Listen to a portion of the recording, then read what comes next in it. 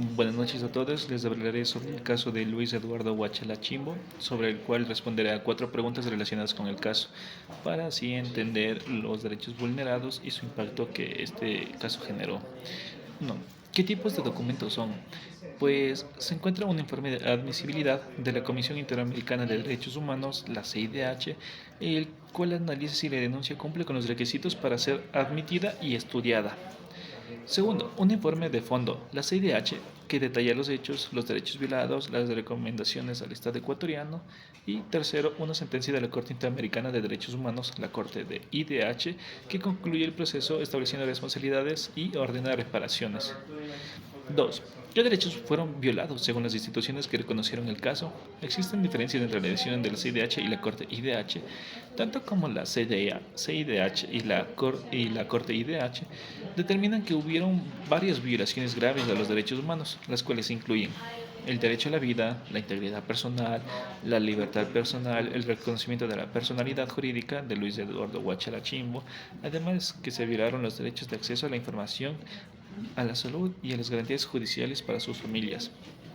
Ambas instituciones coinciden en que las violaciones fundamentales, pero la Corte IDH amplía el análisis y considera que en el contexto de discriminación por discapacidad mental y la falta de medidas efectivas para garantizar la protección de las personas en los hospitales psiquiátricos, también enfatizan la desaparición forzada como un elemento clave en el caso.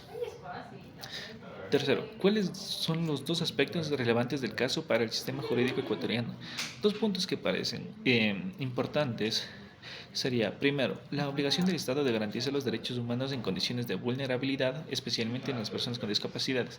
Este caso deja claro que los hospitales psiquiátricos no deben ser espacios de aislamiento o de abandono.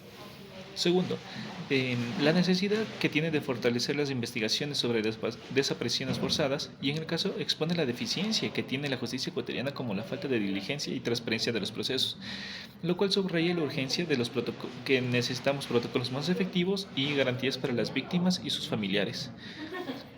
4. ¿Cuál es mi opinión sobre este proceso? En mi opinión, el caso Huachala evidencia las deficiencias que tiene el Ecuador para garantizar los derechos de las personas con discapacidad, aunque también representa una oportunidad para reflexionar y transformar el sistema de salud y justicia. La sentencia de la Corte IDH no condena los hechos, sino que también ofrece no solo condena los hechos, sino que también ofrece un camino hacia el cambio estructural, buscando evitar tragedias como la que ocurrió con el caso Huachela y que estas mismas se repitan. Es un recordatorio de que la dignidad humana debe estar en el centro de todas las políticas públicas.